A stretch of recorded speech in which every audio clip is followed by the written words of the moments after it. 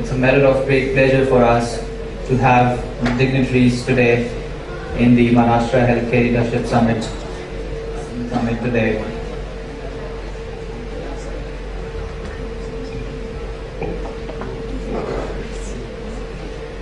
So with the due permission of Program Chair, I would like to announce the start of the inaugural session. And to continue with it, I would request Ma'am Meeta Rajiv Lochan, Secretary, Department of Public Health, Government of Maharashtra, to please join us on the stage. A round of applause for her.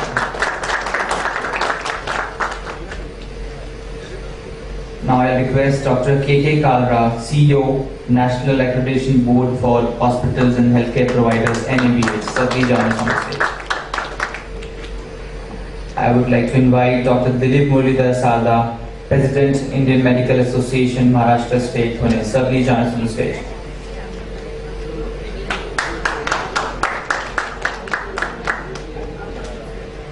Another panelist in inaugural session is Dr. Rajiv Iravdekar, Dean, Faculty of Health and Biomedical Sciences, Symbiosis Institute of Health Sciences, Pune. Sir, please join us on the stage.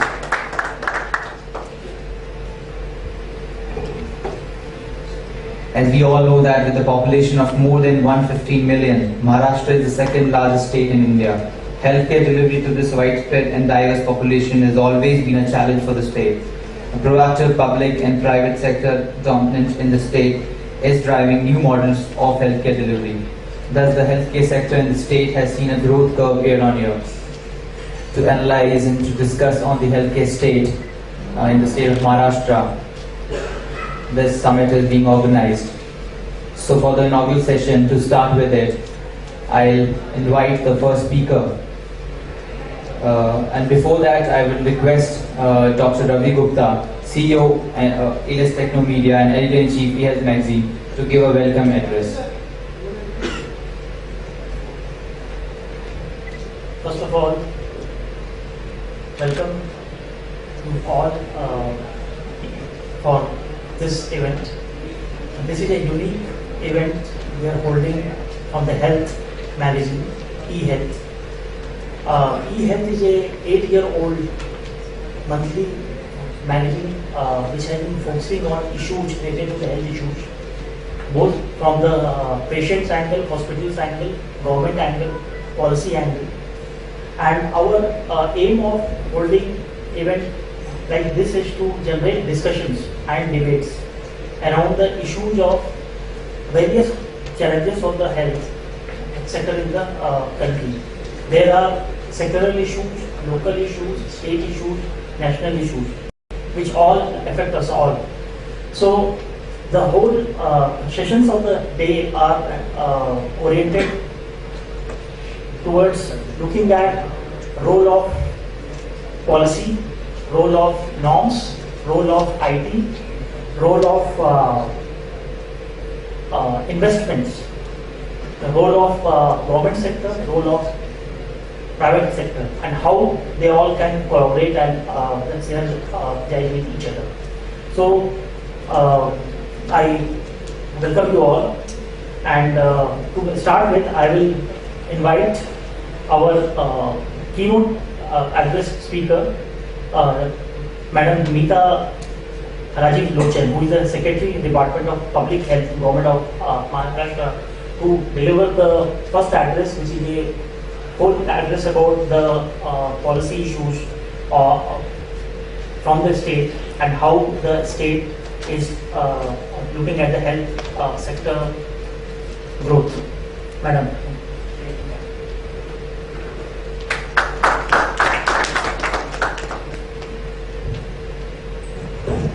Good morning, friends. It is a privilege to be with all of you for this session today, and we have a lot to discuss. Friend, what I would like to say is that while it is very important to talk about technology in healthcare, we are also going to discuss the importance of investment in the healthcare sector and so on.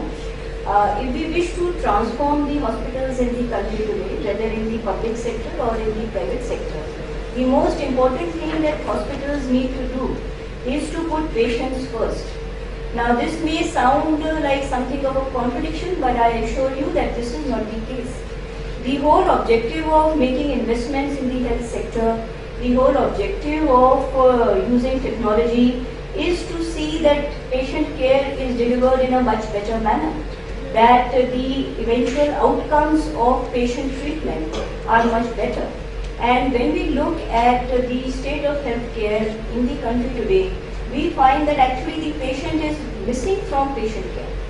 If you look at the most important parameter of quality of service, I think that would be the patient medical record.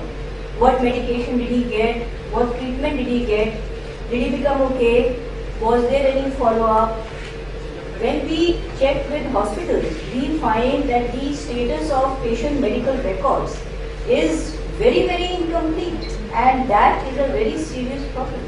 In the public health department, we do a lot of studies, and one of the studies which we were trying to do was to see whether medical protocols, treatment protocols in any discipline could be improved. And when we tried to do that, the first and most major obstacle we came up with was that hospitals don't maintain medication records of patients who were taking some treatment at the time they presented to the hospital. Because in OPD care, many hospitals simply allow patients to carry away the medication slip. Some hospitals, of course, keep a copy, but everybody doesn't. And this information, how you are going to treat the patient, unless we can update that regularly for the entire period that this patient is there, before he presented to the hospital, when he came back, how can anyone have a good treatment plan? When you look at how hospitals function, it's not that the hospitals don't keep data. Oh yes, they all maintain data. It is a operation, it's a regular enterprise like anything else, and they keep a lot of information on anything which impacts their profitability. So they will keep detailed records of every last syringe which was consumed in the operation theatre.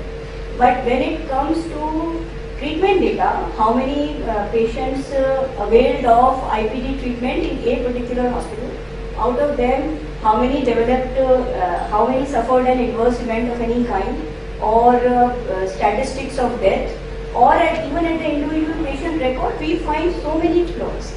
Friends, basically it is the role of the hospital to enable sufficient institutional arrangements to be put in place to see that patient data of this kind is recorded. We in Maharashtra ran a health insurance, we are still running a health insurance scheme for, I think we covered 75% of the population of the state. We have treated 2 lakh people to date, and we had huge issues with the hospitals. Let me tell you that overcharging patient was the least issue. It was there, but it was the least issue. The much more important issue was that patients said hospitals did not take us into confidence about their treatment plan, hospitals did not wish to follow standard operating protocols. Once the patient was discharged and he came back, follow-up was such an issue. Most of those hospitals simply turned away the patient. Malpractice was a huge issue. And here we find that hospitals put a great deal of pressure on individual doctors to achieve certain billing targets, to prescribe certain kinds of medicines. This is all very well known. I mean, all of us are part of the healthcare sector. There is nothing new about this. Standard operating protocols is something which every doctor reads about in his undergrad, in his PG, throughout his career. But when he leaves college and when he comes to join a hospital, we find that there are no institutional mechanisms to keep systematic record of data. Whether it is the pre-op workup, in the operation theatre, or afterwards. And so long as we are not able to do this, there are very serious constraints on the kind of procedures which a hospital can do. Some of you may recall last month there was a story on a heart transplant case in Chennai, where the hospitals in Chennai, they coordinated with each other beautifully and they saved the life of that young man by transplanting a heart in time. When we sought feedback from various hospitals in Maharashtra, most of the feedback was this, that a heart transplant is a very, very complex procedure and it requires a lot of post-operative care, number one. And number two, even after the patient is discharged, It requires a lot of follow-up with that patient to see how he feels. This is something which hospitals are simply not willing to do. But why? Actually, when you look at how we as patients, let's look at ourselves, how we evaluate hospitals. We evaluate hospitals on the basis of the reputation of doctors. But actually, when you look at the experience of a patient in a hospital, how much time does he really spend with the doctor? He spends what? 30 minutes? 45 minutes? The hospital, the doctor comes in, performs an operation, or if it's a non-surgical case, medical management, then he will do 2 visits in the day. The total time put together would not exceed 1 hour, which a patient spends with the doctor. Most of the time, patient care is dependent upon paramedics, on nurses, on residents, and it is here that we need to see that the quality of care is much better than what it is. Whether it is, let's take basic pre-op. There are so many SOPs which people are simply not trained to follow. The very basic SOP for any surgical procedure, that there has to be a pre-anesthesia checkup, and it has to be done a day before the surgery. Is it really followed? Most nursing homes that I get feedback from say that no, PAC is done on the operating table and the doctor is told by this patient should be certified as well. Why should we do that? Or things like surgical safety checklists. Is it so costly? A surgical safety checklist is a small checklist. WHO has been talking about it for the last 10-15 years. You only need to ask your paramedic and the OT technician in the OT to fill it up. And it is a very important instrument to ensure that if the left eye is to be operated on, right eye does not get operated by mistake. And mind you, it does happen. It's happened to me incidentally when I was a child. These things happen all the time. We constantly read about surgical scissors getting left behind, about needles being left inside the patient. All these are things which can be avoided by following very simple standard protocols which are part and parcel of any hospital. But for whatever reason, somehow, with very few exceptions, hospitals do not make enough institutional arrangements to see that SOPs are followed. There are so many examples. One could talk about it for a very long time. Cardiology. We have very high uptake of cardiology procedures in our scheme. And we found that unfortunately there is very little health regulation as of now. There are many cardiac standalone cath labs. And we do empanel standalone cath labs because in many areas it's important to provide services to patients, especially in times of emergency. We found that many of those cath labs did not ask for surgical backup for a complex elective procedure. But that should be done. No, if there is no regulation, it is part of medical knowledge that if there is a complex procedure going to happen, patient is of a certain age, then you should ask for surgical backup. That has a direct impact on death rates. But unfortunately, hospitals don't. The most significant adverse event in any hospital is death. And for death reporting, I think there's a form, MCCD form, which is prescribed by the government, I think, which most hospitals have to fill up for any event of death. But that form is not automated. If I were to ask a hospital, please tell me how many angioplasties you conducted in the year and how many patients died, they won't be able to. That form is not automated. While so many hospitals today have HMIS systems, the focus of that SHMIS system is entirely on the back office.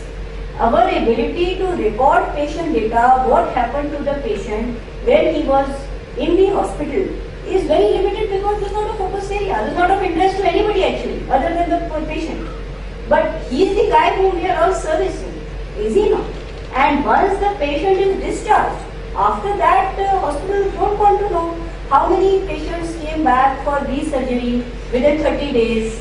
If it was a case of fracture, did that union, was it satisfactorily healed? So many things. Even for death, there are very standard international protocols for recording death over a certain period interval. For cardiac procedures, it's 30 days. How many people follow it? No, they don't. And the strongest pressure is that if the patient is in a bad way, तो discharge कर दो. If he dies, then we will have to take it. we tried to collect information on some of these parameters, and when our doctors went to several private facilities, they said, no, we've never had an adverse event, no patient has ever died here, there's been no infection. I wonder whether he ever treated any patient at all. See, these things are part and parcel of hospital working. We are doctors are human beings, nurses are human beings, technicians are human beings, anybody can make an error. But unless we can record this information, how can we take any corrective action on it? Friends, this is the most important issue in healthcare today. Are we delivering quality services to our patients? Can length of stay be improved? Can we reduce the period of stay? Can there be better healing? But all this can only be done if we keep detailed records of what is happening to the patient and if we give some focus to quality. Wherever I go and whomever I talk to, they have this big idea that quality in healthcare is to do with money. That you have to have a 5-star hospital, you have to spend so many hundreds of crores in order to have an NABH accredited hospital. This is a complete myth. The economies of scale in the healthcare industry are very limited. How much money does it take you? Tell me. This is such a simple thing like an elbow operated tap. We all talk about infections. So the doctor will spend at least 7 minutes, I am told, he spends scrubbing his hands before he goes into the OT. And after that, when there is no elbow operated tap, then he touches it with his hand. Oh, sab bekar hai. 1,000 rupees that tap. All it takes is few investments of that kind, pen and paper to keep record of what is happening to the patient, continuous power and water supply to operation theatres, simple thing like having hand sanitizers in all wards, simple thing like seeing that oxygen cylinders are filled up, so that in ambulance, when you send out the ambulance to a critical patient, it doesn't happen that the cylinder gets exhausted. These are not things which require money. This is a matter of attitude, and it is an unfortunate fact today that these things are simply not discussed, and there is very little pressure on hospitals to make institutional arrangements to facilitate all these things to happen, to see that higher quality healthcare is delivered to our people. Look, the issue of investment in healthcare is a complete red herring. We are a prosperous society, increasingly money is increasing, healthcare will attract funds. It is inevitable. You don't need to make a demand about it. वो पैसा तो आने ही वाला है. But what are we going to do about it?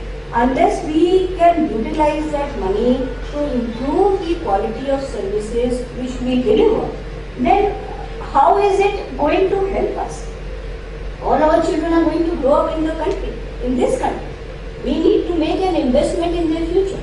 In the Rajiv Gandhi Yojana, we have empaneled 470 hospitals. We evaluate all of them, we put them on grading of A, B, C, D, and that's how they get paid. But when it came to, we are now conducting a re-audit, and we encourage hospitals, please improve services. We would like to see that you improve your grade. But we have around, I think, 30 hospitals in grade A, another 50 in grade B. The rest said, when they found out that quality of patient care, the kind of norms which I am talking about, that you would require to spend some time in doing all that, they said, no, we are not interested.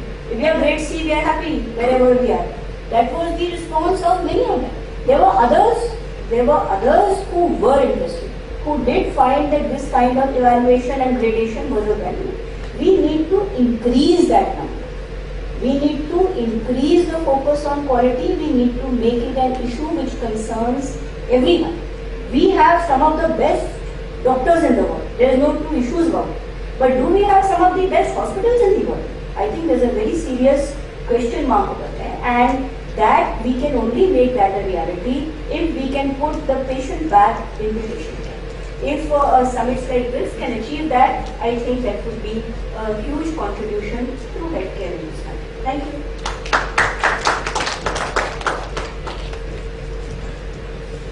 Thank you, ma'am. Thanks a lot for kind of showing us the mirror and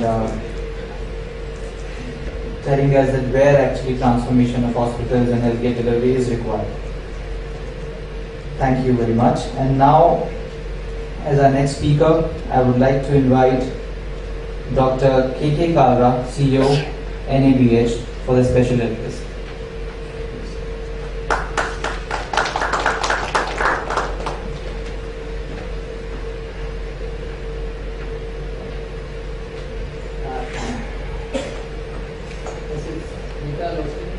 Secretary Department of Health from the Government of Maharashtra, and Dr. Dilip Gupta from eHealth, Dr. Dilip from President IMA Association Maharashtra, and Dr. Bharti, Dean and Faculty of Health Biomedical Sciences, St. Joseph Institute, and distinguished audience. Good morning to all. And first of all, I congratulate the Government of Maharashtra and Dr. Dilip Gupta from eHealth for organizing such a wonderful summit, and also thank them to invite us in this conference.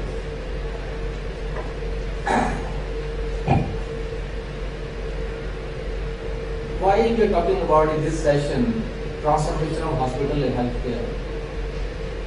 Already Mr. Mehta has focused because this is a patient safety issue.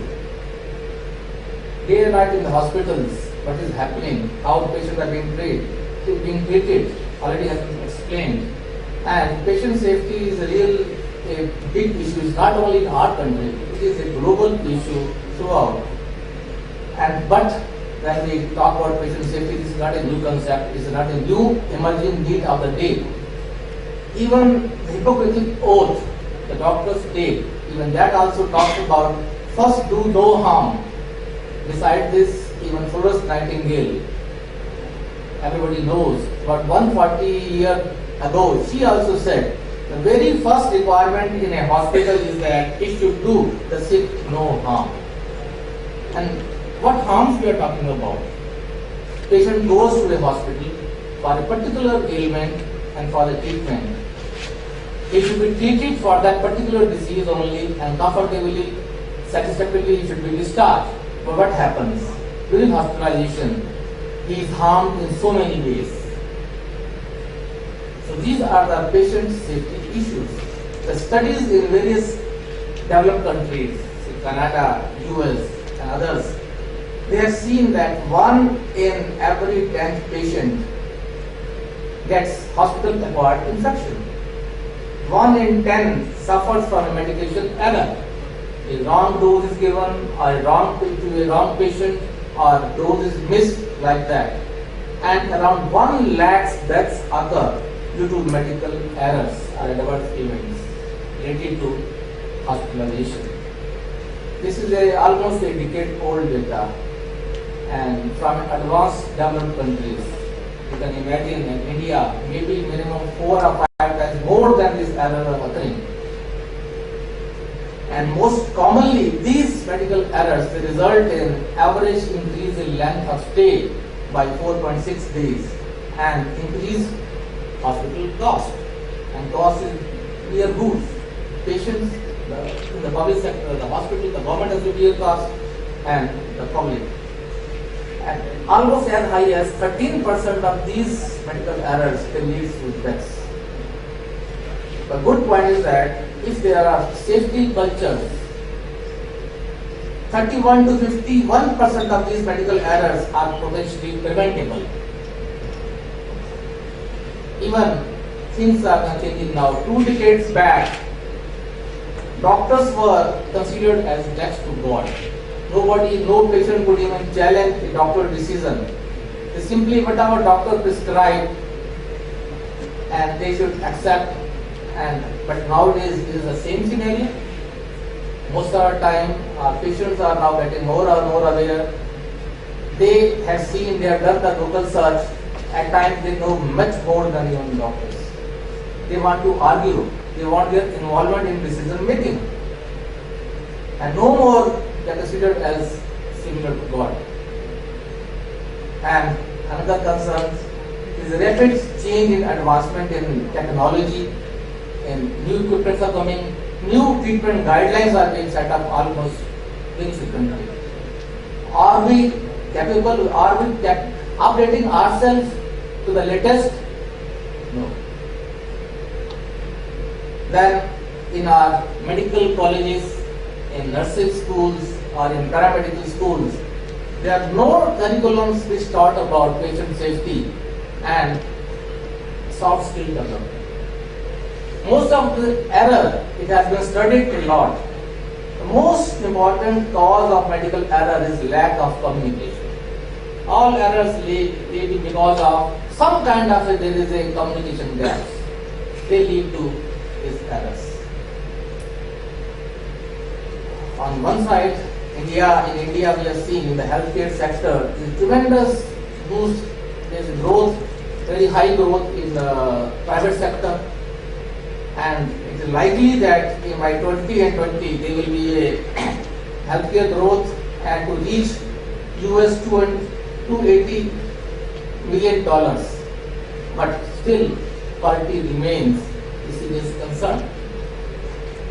Accessibility, affordability, inequity, and quality of the care still remain a big challenge. The out-of-pocket expense by a common man in India is almost as high as 60 to 70%. The various reports tell that.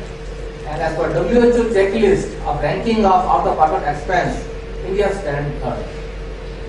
So, other challenges we face day in day out is poor infrastructure. We are talking about quality, we talk about accreditation, but very poor infrastructure is very poor.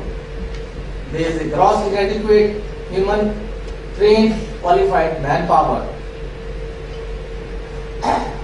and even there are certain doctors and nurses who are registered but they are not practicing. So there is underutilization of those qualified personnel. And there is again a preference to work only in metros or urban areas where only 1/3 population lives. But in these areas, only 2% of the qualified allopathic doctors are willing to work or they are working. There is low penetration of insurance throughout the country or other payer mechanisms. The poor health regulation and standardization of care, there are hardly any protocols are being followed. And high dependence on imported equipment, especially our life-saving equipment, we depend on mainly on imported equipment. And poor use of IT technology. Simple thing, ICD-10 classification. Most of the hospitals, most of the doctors and other staff, they resist. They are not willing to start ICD-10 coding. And then there is no monitoring of outcomes. There is no record. We do not have a national level any database about medical errors. And poor use of IT technology for information exchange and electronic health records.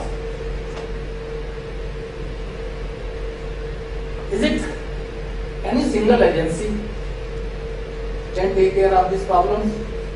No. Government is basically the public sector. They are mainly concerned with statutory formulations and regulations. And private sector is mainly in 60% of the inpatient care being taken care of in our country by the private sector. And in outpatient, 78% of the patients are being treated by the private payer. So it is the collaborations. As of date, this transformation will only be possible by an effective collaboration between public and private. And innovations. Innovations will only reduce the cost, the affordability. It only can when we are collaborating and we are doing innovations, effective innovations. Collaborations may be in various fields. Collaboration may be to increase insurance coverage. An excellent example is under Madam's leadership, the Rajiv Gandhi Jeevan Arogya Yojana, our government of Maharashtra is an excellent example of collaboration. And under this scheme, the Health Department of Maharashtra has developed implementation criteria for the participating healthcare facilities. These criteria have been finalized in consultation with the NABH, Quality Council of India. And initially, few of these, some essential parameters have been selected within the constraints of infrastructure and ground realities existing in the country. We cannot bring a change, and we cannot expect accreditation of hospitals in short time because existing our infrastructures and other ground realities we have to keep in mind. Gradually, over a period, we can raise the bar for quality. That's what we have been trying under this program.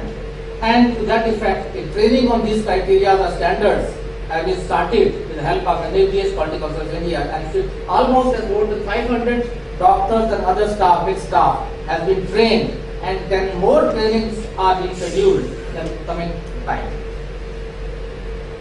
Accreditation definitely can help to take care of these patient safety issues, as well as health can become more affordable and accessible. But it is a little time-consuming process.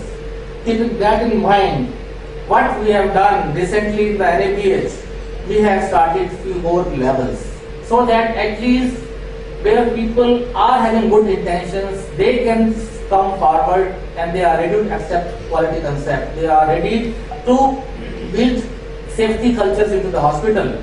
We have started the pre-accreditation level, entry level standards for hospitals as well as for small healthcare organizations.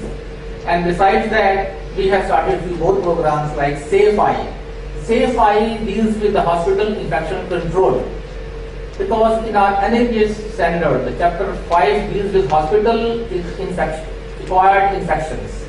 They are the major concerns of patient safety. And under this program, it can be effectively, very easily, the hospital can be transformed over a period of small 3 to 4 months, and hospital acquired infections can be controlled or prevented by this program. Then another new program we are starting is the nursing excellence. If we are able to improve nursing care in a hospital, automatically most of the things, the problems are taken care of. And then third program we have started now in a modified way is the how to improve medical laboratory programs. So in this way, definitely we will all work together and we will be able to bring a change, the desired change for quality culture across the country. Quality is nothing more. It's only talk about a change of mindset, attitude and behavior. Otherwise we have all the capabilities, only we have to convince ourselves that we should adopt quality practices for this practice. Thank you.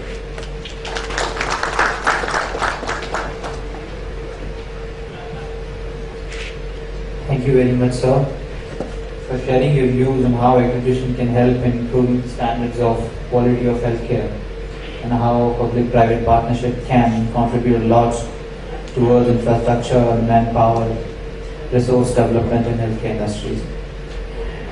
Thank you very much. Now we take forward the session to the next speaker. I'll invite Dr. Dilip Muridhar Sarda, President, Indian Medical Association, Maharashtra State, Pune, for the special address. Sir, please.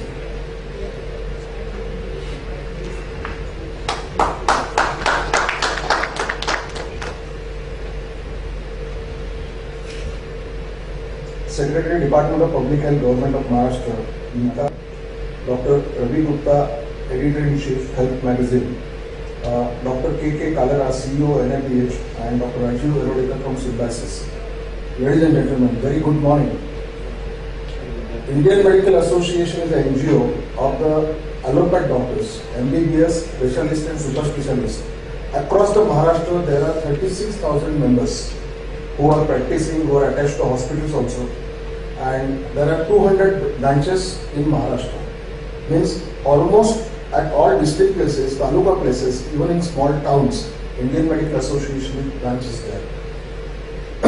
What Indian Medical Association is doing now? Now, recently we have taken up the issue of to stop the cut practice. You know, all we are aware that cut practice is a very common, means it is in metropolitan cities, in cities also, in villages, taluka place, at every place. And Indian Medical Association has taken a strong step to stop the cut practice. There is already in Code of Conduct in Medical Ethics 2002, it is mentioned in section 6.1 that any wrong advertisement done by a doctor is a punishable offence. In 6.4.1 and 6.4.2, to accept the rebates, commissions, foreign tours, any commission from pharma companies will not be accepted. Any patient, any doctor, anyone can inform to the Indian Medical Association, and in turn, Indian Medical Association will inform to the Maharashtra Medical Council and Medical Council of India, and they have got a power under the section 22 that they can suspend the registration of a doctor, or they can even cancel the registration of a doctor. So IMA, madam, we have taken a serious step about it, and I am very sure in Pune, all over Maharashtra, I must have got hundreds of telephones, and the response is very positive. And in next 1 or 2 years, I think we can come to a good conclusion also. IMA has also taken the issue of the qualified pathologist.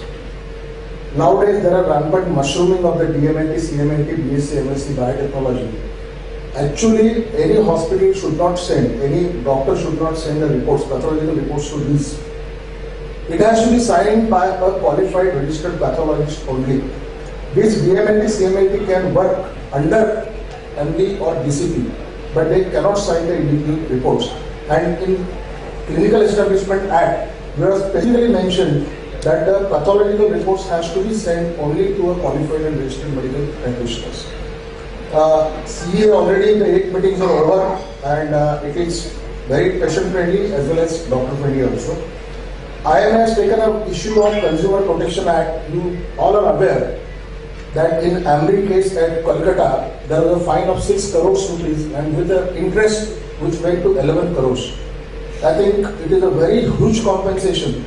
So IMA is demanding for a medical tribunal at local level, at state level, at national level. The sitting judges, they are the non-medical personnel, so it is very difficult for them to take a judgment. So IMA has taken a big movement now, and we have written to the central ministry also, health ministry also, and to the prime minister also regarding the cap on the huge compensation. There should be a cap. In US there is a cap for 1.5 crores. Why not in India? 11 crores compensation is a huge compensation, and I think medical fraternity will never accept this. And second thing, if once the medical tribunal comes, I think there will be a lot of control in this Consumer Protection Act. Recently, MCI has requested us, the state IMA Maharashtra, to form a prescription format, and we should be coming in a model prescription format from the 1st of August. It is very simple. Follow the instructions. It will reach by you in the next 15 days also. And what Madam was telling, antibiotic resistance is a big problem now in India. Means you are well aware, last 20-25 years there is no new antibiotic, and IMA has taken a serious step about it. Antibiotic resistance we are making aware to all the members. We have got a 2.5 lakhs members across India. So we are repeatedly writing on emails, and we are contacting every doctor for the antibiotics. So very safely in a hospital atmosphere also, we have to use the antibiotics very, very safely. And at Maharashtra level, I have formed a snake bite forum. Lakhs of deaths, mortality and morbidity is there in Maharashtra at so many places. And for a snake bite forum, I am calling a meeting in the month of August at Mumbai. Those hospitals who are treating the snake bite cases can join for this one-day workshop. We are calling for the government officials and the pharma people also. So there will be a lot of ASV will be available, and a common protocol will be there, which will be submitted to the government of India. So there is still no common protocol for a snake bite treatment, for which I think we should come with a common protocol. If anybody is interested, they can contact me. It will be in the month of August. And with this, I wish Gupta sir all the best for your e-health Maharashtra Healthcare Leadership Awards and Summit. Thank you very much.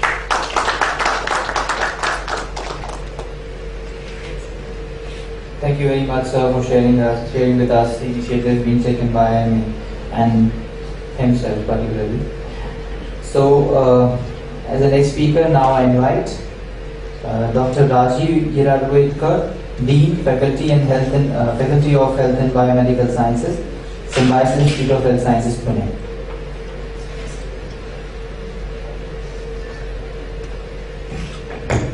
Good morning, everyone.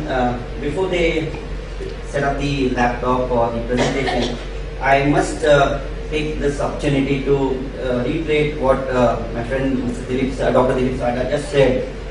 And there are two issues which the IMA has been spearheading, and as a former member of the Board of Governors at the Medical Council of India and a sitting member of the Maharashtra Medical Council, ethics at the Maharashtra Medical Council is something very, very near and dear to us. And we are particularly passionate about ethics, and so this practice of debarring and deregistering people, doctors who are engaged in cut practice, and the recent amendments to the IT Tribunal Act, which prohibits acceptance of freebies to the medical practitioners, is something worth considering. And let me also reiterate on this platform the stand taken by the Maharashtra Medical Council as regards the action to be taken against defaulters as regards the PCP Act. And Madam Lochan, it would primarily please you to understand that Maharashtra leads in the number of convictions or cases against PCP and in Maharashtra Pune leads.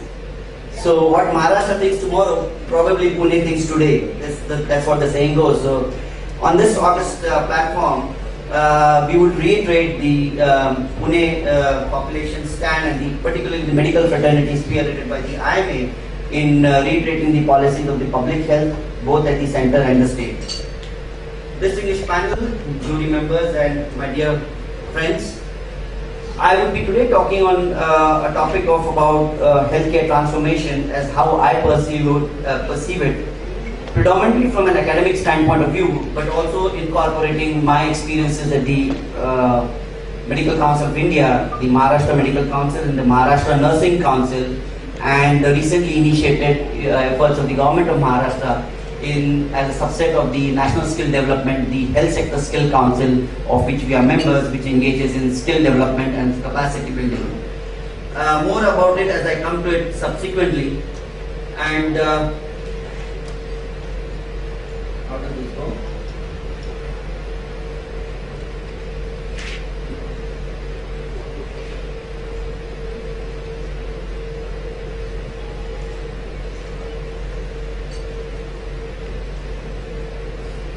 So we're talking about, is this correct? Okay. That's Maharashtra with all its districts, and no need of elaborating further on the diversity and the variations in the topography of the state of Maharashtra. And we come to an analysis or a look at the healthcare statistics in pertaining to Maharashtra. This I am projecting into this learned audience at risk, because I need not reiterate statistics with which the audience would be familiar, but the idea is to link it to the public health policies and the initiatives of the government of Maharashtra. When we're talking about manpower, we see that the total number of doctors in the state registered would be 1,58,000. This is as per their statistics on the website.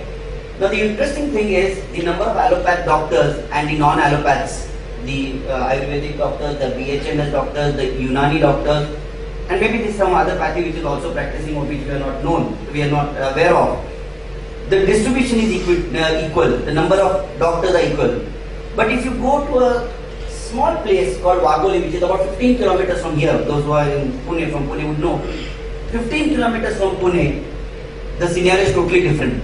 You will not see or hardly see one or two MBBS doctors, but for every one MBBS doctor, and we did this as a survey from the Symbiosis Institute of Health Sciences, the number of ratio of allopath doctors to non-allopath doctors, for every one qualified registered medical MBBS doctor, there are about close to 14 non-allopath doctors, sir. So as I always say in every August forum, MBBS is the extinct species. I'm sorry to say that.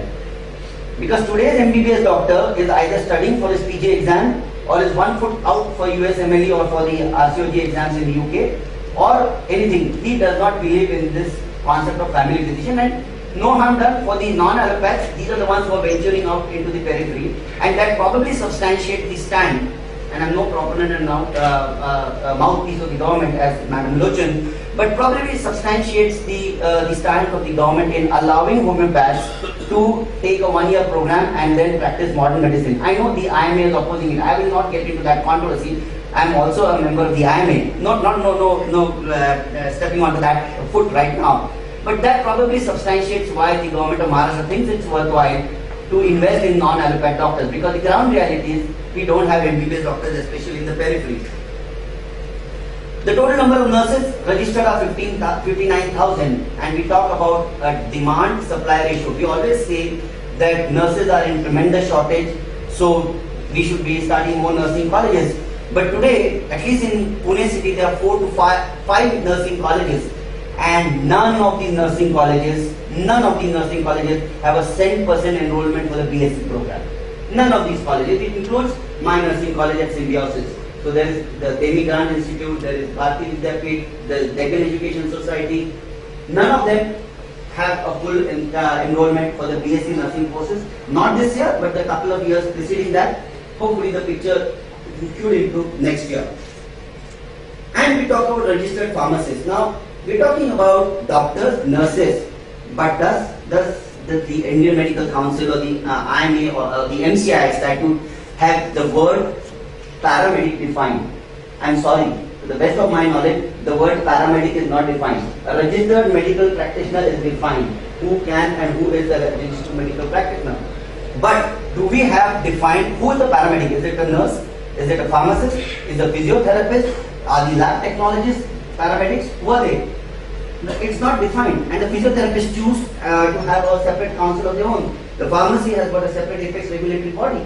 So this is where the dichotomy or the discrepancy is as regards the manpower.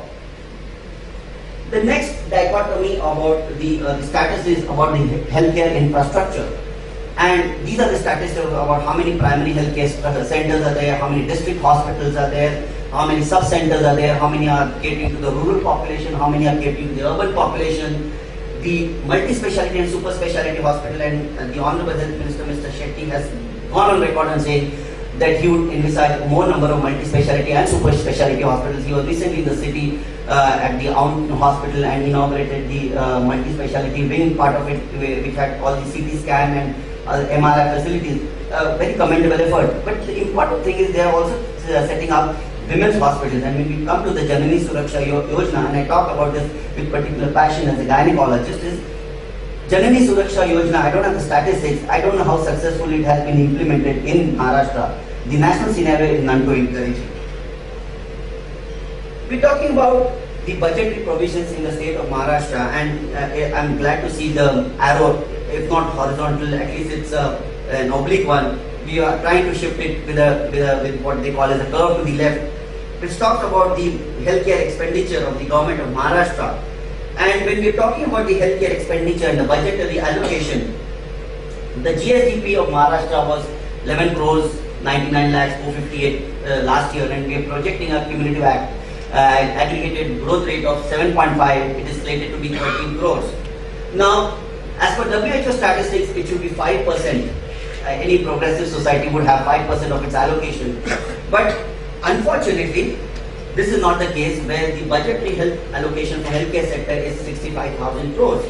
And with this, the total expenditure is 7,400 crores, which comes to less than 1%. But now, is Maharashtra the deviant, or is Maharashtra the black sheep in the entire national scenario? No, because on a national platform, we spend less than 1%, close to 0.9% of the public healthcare spending is. So Maharashtra is very nationalist or patriotic, and so it does not want to probably deviate from the national standards. But this is where a progressive state like Maharashtra should think of different strategies. With the result, we have the following statistics of the healthcare parameters in the state of Maharashtra as depicted on their website. And as a progressive state, we as Maharashtrians and we as Punekars specifically would like these statistics to improve. And we're talking right from womb to tomb care, and that's why I put antenatal care or care during pregnancy as the first step and the death rate as the last. So these statistics need to improve. And from public health perspective, it would particularly interest Madam Lochan is the toilets and the clean drinking water. And just a couple of weeks before, we had an initiative from the Pune International Center headed by Mashilkar sir, where we're talking about setting up disposable toilets and the portable toilets, and especially the rural area, especially for the women folk, where social innovations play a major role. So how do we look at this concept of transforming the hospitals and particularly healthcare delivery in the state of Maharashtra? A prelude would be to having understood these statistics and these parameters. What is the landscape? What are the roadblocks? What are the challenges? What analysis of what we probably need to address? we all talked, and Dr. Kalra very eloquently expressed about the accountable part of the 4 A's. When I say 4 A's and 3 E's, it is predominantly accessibility, availability, affordability, accountability, equity, economical, and so on. And Kalra sir was particularly emphatic on the accountable type of healthcare. Madam Lochan also spoke about the accountability as regards the doctors as to documentation. Now this is something which we need to understand, that this is something which we need to address. The second is lack of infrastructure status to the healthcare sector. And this is something which we are, through the FICCI, of which I am a member, and the CII, trying to discuss with the government, can the healthcare sector be given an infrastructure status? And at the risk of imparting some knowledge to this learned audience, infrastructure status would be economical heaven for the healthcare industry. It would entail a lot of import-export subsidies. It would have a honeymoon period as regards the return on investments is concerned. It would encourage a lot of FDIs. So the moment you are listed as an infrastructure status ministry or a field, you get a lot of facilities and services and government concessions. So this is something which we are trying at the national level. Real estate prices, I need not elaborate, and that's the bane and burden of setting up hospitals or healthcare delivery insurance in the metros and in the A-grade cities. And an interesting concept which I would like to probably share with you all is, we all as public health experts or public health or healthcare workers talk about the triple burden of disease, the chronic diseases not being eliminated, the acute diseases being added, and a third dimension of lifestyle related diseases coming. But in the landscape of what we are discussing today, the triple burden of disease in a way correlates to the maladies of setting up or ensuring healthcare delivery. One is you need to have the investor who is willing to invest in time, energy, efforts, resources, and when I say resources, it's beyond the financial constraints. So you need to have that particular person, be it the government or the private person. Second are the regulatory environments, the hospitals, and I believe there are close to about 30 odd permissions which are required before one sets up a hospital. And the third thing, from an economic standpoint of view, is the break-even point. Typically, how long would it take for a hospital to ensure operational efficiency?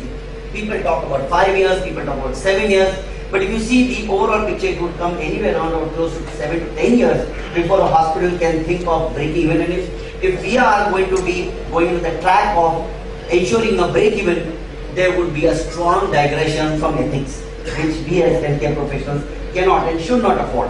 That's what I was planning to get into the table. So, how do we work about it? There has to be a systems approach, and when I mean a systems approach, I mean a symbiotic approach, where it has to be the government, it has to be the private players, it has to be we as citizens, it has to be we as healthcare providers, it has to be we as regulators, it has to be we as the common man on the street to whom the impact of healthcare delivery is direct. So it has to be a shake hand approach from all stakeholders.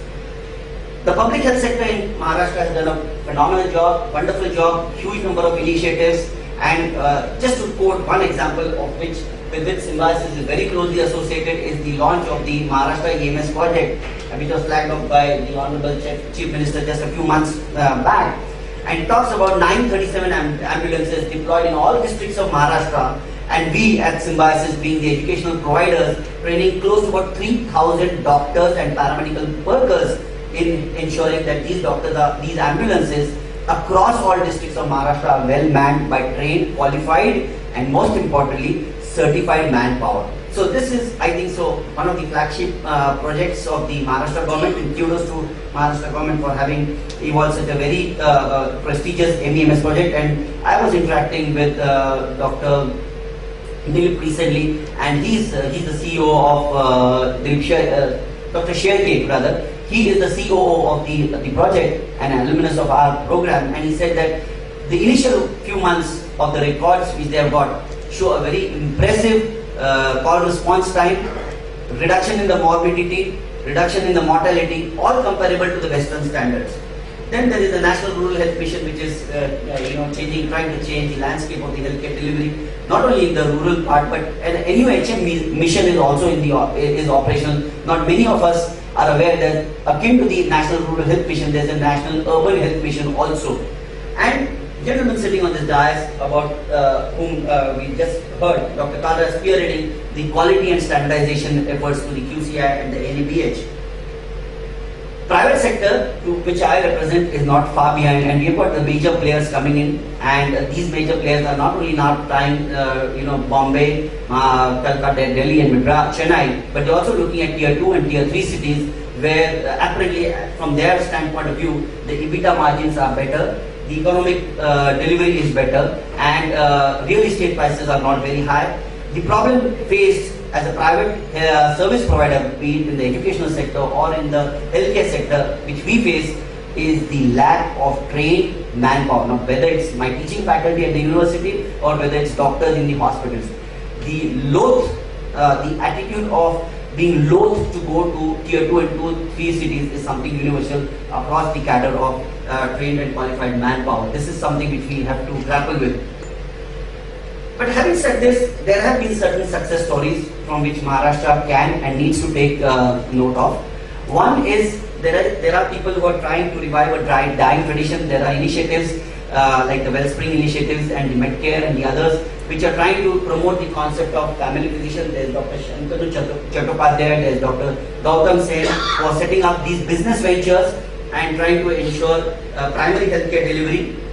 There is identifying the need in the public health sector, in the Rajiv Gandhi Yojana, or in the private sector, trying to tap the untapped potential, because the penetration and the density and you got a session on health insurance in the afternoon. Sriraj Deshpande would be talking and elaborating more on it. So how can we target the health insurance delivery? Home healthcare services is an emerging market, and when we are talking about the escalating cost of healthcare, cross infections, as was pointed out by one of the panelists, huge number of advantages, and today slated and touted to be 2 billion. It is expected to, the market of home healthcare services is expected to reach 20 billion in the next couple of years. Challenging the conventional, formerly it was believed that every surgical stay would require, every surgical intervention would require a couple of days in the hospital. There are daycare centers, the Nova and the Primus groups investing hugely. That cuts down the operational cost, and that in fact makes the healthcare delivery more operational and affordable. And the last one is the emergence of single specialty hospitals, classically exemplified by the Vasan Healthcare and the other groups, or the Springfield hospitals in Mumbai, which talks about focusing on one single specialty. So you have got a mechanical approach, a single track, one track approach, focused approach, which cuts down and which makes the operations more SOPized, standardized, like the Arvinda Eye Care or the Narayana Hrudayalaya in Bangalore by Dr. Devi Shetty. That all adds to the quality of healthcare delivery. Now, in light of these success stories, what, in my personal opinion, could be the way forward is Panchasutri Karyakram, which I call it, and that would be starting with augmenting infrastructure. And when I say augmenting the infrastructure, there are two components. One is the quantitative augmentation, and the second and more importantly is the qualitative augmentation. Now, infrastructure is a broad generic term by which I mean resource allocation, and by resource allocation it is not only the infrastructure, it also the human manpower, the human capital, materials or the means, or the monetary allocation by the government, as well as the investment by the private sector. The second one is knowledge transfer, and Ravi Gupta ji, this is an excellent forum where you are seeking to transfer knowledge or disseminate knowledge, where you are getting together different stakeholders, and it is organizations or agencies like you which get together people, share success stories, learn from our experiences, learn from our failures, and evolve a near consensus model. So this is a commendable approach. Adoption of technology is something which we need to do, whether it's information communication technology or healthcare specific technology, robotics, minimal access surgery, on which Dr. Shailesh is going to speak in the afternoon. So we should not be technology shy, we should be technology savvy. And healthcare, unfortunately, is one of the sectors which is resistant to adopt ICT. The fourth one is partnerships, collaborations, as Dr. Kadra said. Partnerships, we are all familiar with public-private partnerships. How about thinking of private-private partnerships? If I as an educational institute want to tie up with Gandhi Hospital across the road, across the city, Why should the NCI insist that I need to have a hospital of my own? I can shake hands with Jahangir. Dr. Meena is here and I'm here from Symbiosis. So why should we not collaborate to set up a medical college? Why does the medical college say that the hospital and the educational medical college should be owned, managed by the same trust? Can we relook at it? Food for thought. And as an academy, finally, we need to invest on capacity building. And in capacity building, it's not the doctors, it is not the nurses. More importantly, is the skill development and vocational training which we need to give to these less in the limelight people, that is the technologists or the nurses or the pharmacists, whatever cadre you call them. But and it's true, the Health Sector Skill Council at the Symbiosis, we are in sync with the National Skill Development Agenda. The former Finance Minister, Mr. Chidambaram, had pledged close to about 1,000 crore rupees for this National Skill Development Program, and the Health Sector Skill Council is evolving National Occupation Standards, NOS, by which a particular trade will have well-defined parameters of education, qualifications, experience, and the certification or the award of the title would be commensurate with that. So a hospital, whether it's Ruby, Jahangir, Metro, Fortis, knows exactly what trade, what designation, what cadre of people they are employing, what salary they need to pay. There is standardization of services and quality standards are ensured, so that pleases Dr. Kalra. And as a healthcare provider, IMA is happy that his doctors are doing good service. So it's a near 100% stakeholder satisfaction. What more can we expect? So these are my thoughts on how we can forge ahead and leapfrog Maharashtra on these parameters, which are not so promising at this juncture, but I'm sure there's light at the end of the tunnel, as they rightly say. And I thank you all for having given me a patient hearing. Good day. Thank you, sir, for a very informing presentation on some alarming facts and some success stories, as well as the way forward to improve the healthcare system in Maharashtra specifically.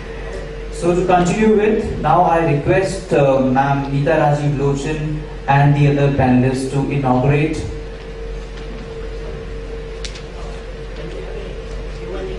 Okay, before the inaugural of the special issue of eHealth magazine, I would like to ask people to, if we have any questions for our panelists. Yeah, I have a question. Please identify yourself. Yeah, sure. Yeah. See,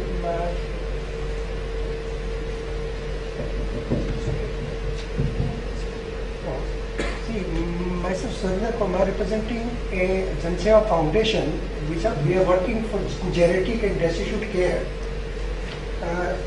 I simply wanted to bring to your notice that a lot of things are being done for the healthcare in total, but I could not see any dedicated, program for senior citizens or destitute. And as we know, about 100 crores people are there who are senior citizens in India.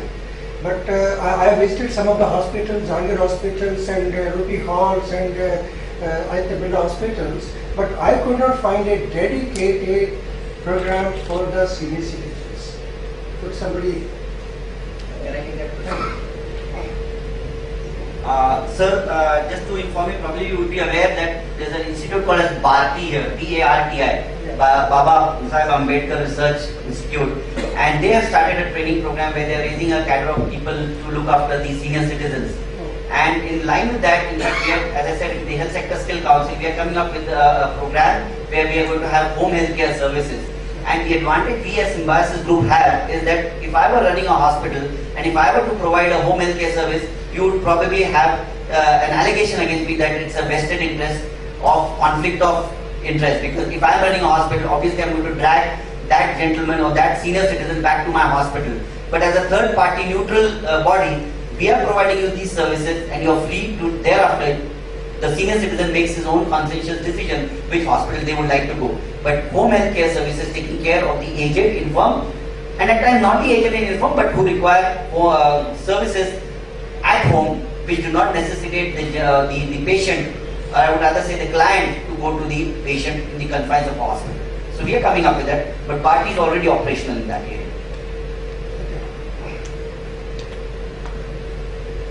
Hi, my name is Seema Pandey. I'm from company United Health Group.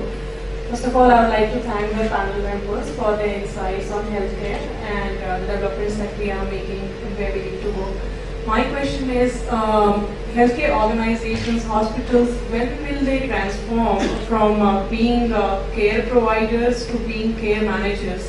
In the sense that currently in India we seek healthcare only when we need it. But there can be proactiveness in providing healthcare, particularly with non-communicable diseases. Why do we need to wait for an acute episode to happen, which will lead to more cost? Why don't we proactively manage such chronic conditions? So, ma'am, when do we see such transformation happening? Ma'am, you have raised a very, very relevant issue, and actually when a particular disease is postponed, the cost of treating it becomes, multiplied by a factor of X. So that is one of the basic issues which we have faced in the health insurance scheme that we have been implementing. That there is very little follow-up or workup of patients, while we do need to keep in touch. Now I can tell you that we have initiated is that we have set up patient counseling groups in every district across the state, and we are trying to approach NGOs, groups who are working with patients in order to. I extend an open invitation to all of you. Please pass the message around. Please tell people, and we would do our best to develop fora where patients are informed about whatever is the latest development in their field, the latest medication, whatever clinical protocols are released. So that is what we are trying to do, and we are trying to develop a website also. There is a lot of information on jeevandai.gov.in. That is spelled JEEVANDAYEE.gov.in. Whatever clinical protocols that we have developed are meant for physicians, but patients are most welcome to look at them. Please look at the tab on about clinical protocol guidelines. There's a lot of information about the criteria used to evaluate hospitals. So all that is there, but with as all government websites, perhaps we won't be having that many hits. So I invite all of you to please take a look at and see that that information reaches patients, and we are already setting up patient counseling groups. Thank you. Good morning all the panelists. I am Dr. Sade from Nova Hospital, Pune. This question is pertaining to ma'am and Dr. Evotekar. Being this both agencies and being a member of MNC and being a representative of the government of Maharashtra, is there any plan to encourage the nursing training in Maharashtra? His government is planning to change whatever stringent rules are there at present. Some of the nursing colleges, they are closing down as the program is not increased in last decade. Now as far as Maharashtra is concerned, a lot of corporate hospitals and public hospitals are coming up, but demand and supply is not matching, particularly in nursing. We are importing nursing from the other states and we are just training them and sending them to abroad. There is no solution what we are finding. I had a lot of discussion about this during our accreditation program with NABH people, assessors and all. Because demand and supply is not matching. When we want to give, as ma'am rightly said, it is the paramedics who give 24 hours coverage to the patients, and if we are not getting qualified nurses, this quality is going to hamper. Are there any programs planned in future to encourage the nursing program in Maharashtra, particularly in rural area or urban area, wherein we can get sufficient nurses? So actually that's a very important question, and the issue is not so much regarding the capacity of various medical institutions. Of course that is a constraint, we are adding to that, but the main reason why nurses migrate to other states is that so far as private facilities are concerned, the government takes care of a small share of the total nursing employment. Hospitals tend to prefer the ANMs or people of a lower nursing qualification, because there is no regulation which makes it mandatory for nurses which are employed in a hospital to be minimum BSc nursing or GNMs. What we have done through our scheme, whatever we could do was that we have made training in BSc nursing and GNM as a mandatory qualification for all hospitals empaneled under the scheme. So we do hope that that will help to generate some demand in the healthcare sector. Those nurses are available, but then you would have to pay perhaps 3,000-4,000 rupees more to employ them, is it not? Ma'am, exactly after payments also the candidates are not available. Sir, on this This is a fact. On this August platform, you are a service provider. I'm a person who trains the nurses. I will give you all BSc nurses. I will give you all BSc nursing people. Will you employ them at a salary at which is commensurate to their qualifications, their experience? I am coming to the point. Yeah. The problem is, allow me to portray the larger landscape. You are one of the players. I am also one of the players. Private hospitals, which play a dominant role in the healthcare delivery. As Madam rightly said, public sector is a small part of it. Private sector, the Fortis and all the big names which are projected here, no offense meant, they are happy to go the extra mile to pay the best to a consultant.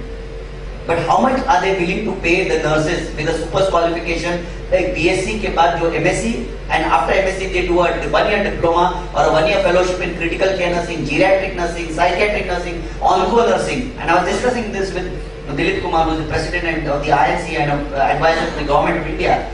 He says, we want the best of nurses because they are the backbone of our healthcare delivery. But are we willing to pay them at least one vertebra of the entire column? Exactly, I am coming to the same issue. We got the entire batch from partly our batch from the Symbiosis itself. And we paid the highest in Pune city. In spite of that, not a single nurse came here. After a couple of months, they left all of them. Highest, in fact, all the hospitals, other hospital, colleague hospitals, they called me and told, why are you paying so much time?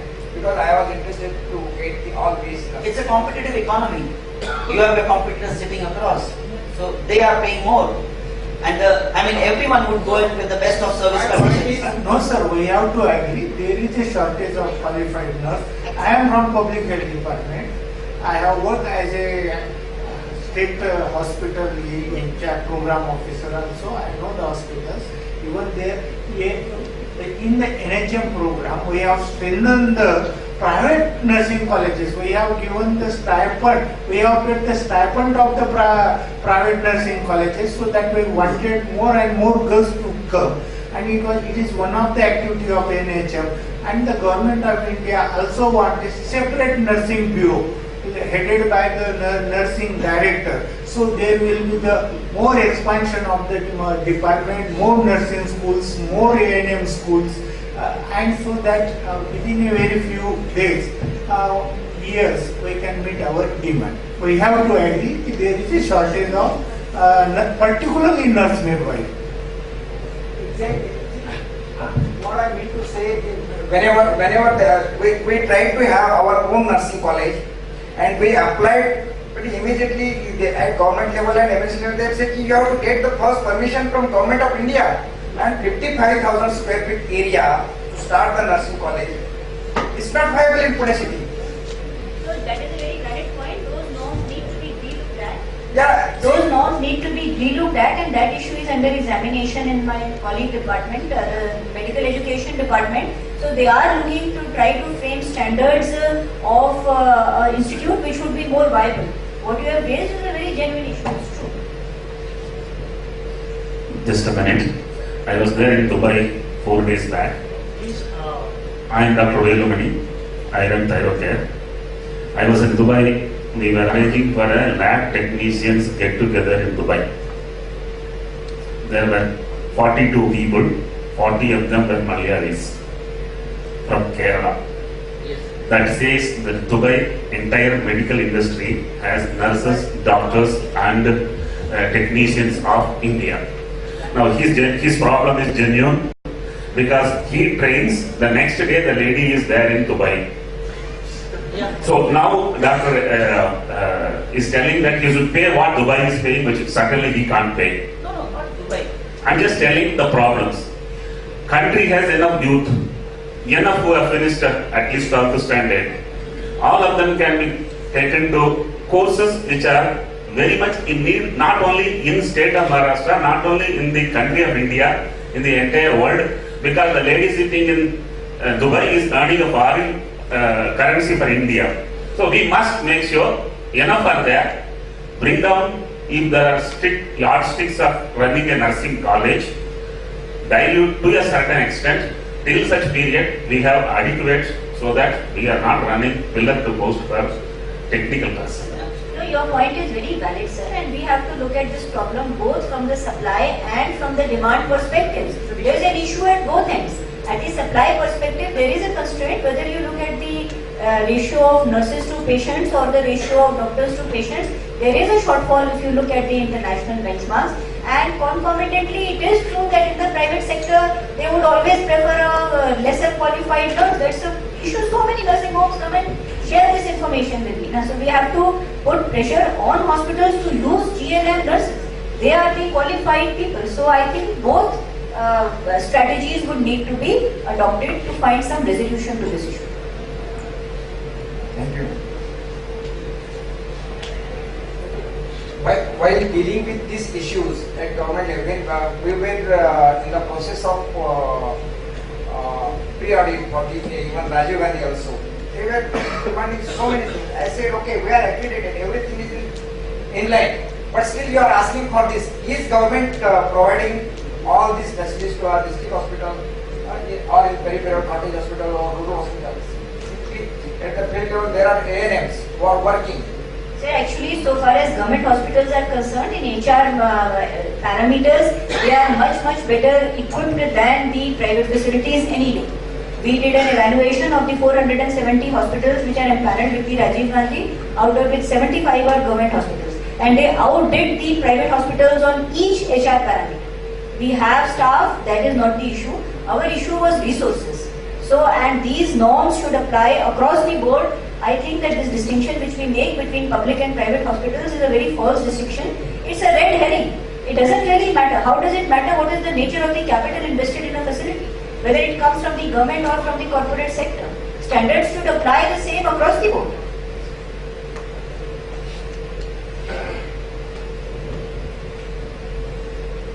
Okay, in case of no more questions, we continue with this session, and thank you to the audience and panelists for this interesting Q&A. Now I request our program chair and panelists to inaugurate the special issue of eHealth magazine, which is on the innovations and initiatives in healthcare in Maharashtra. eHealth magazine is a magazine which focuses on the initiatives being taken in healthcare industry in India, especially in IT and other specific initiatives. So here we are launching the Maharashtra special issue of eHealth magazine.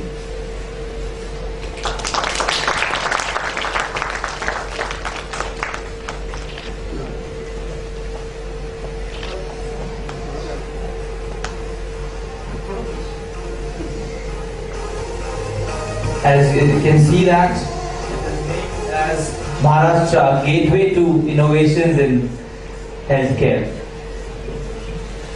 Now I will request Dr. Gupta to present bouquets to our panelists of inaugural session.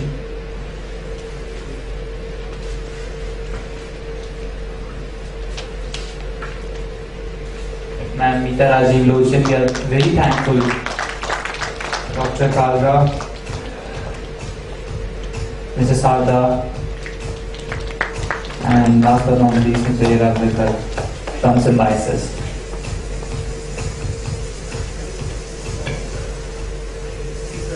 There are speaker mementos for our key speakers of the session. I request the photographer to click photos of.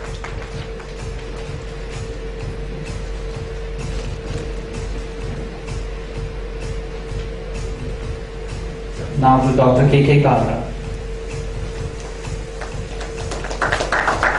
Dr. Siddhi Muridhar Sada. Dr. Rajiv Iravdekar from Symbiosis Institute of Health Sciences. Now I request Dr. Gupta to give a thank you note also. I think we had an amazing session. We had issues ranging from the government angle, the academic angle, the paramedics angle, and the whole rural health angle. So I think good start to an interesting day, And I thank all the honorable speakers on the dais. Thanks for making it here.